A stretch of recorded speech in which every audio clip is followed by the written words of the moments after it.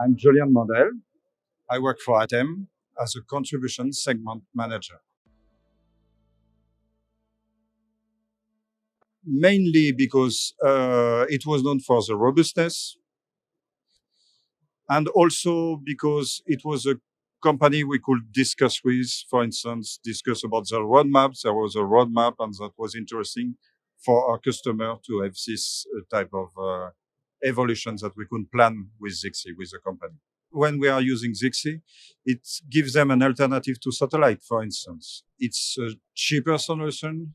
They are using IP. You can use Zixi over unmanaged network or directly internet connection or things like that. Yes, of course. So it's really interesting, mainly to give them an alternative solution as satellite. In broadcast, most of the time they were using satellite, and it's coming more and more to IP. And of course, Zixi is interesting for that.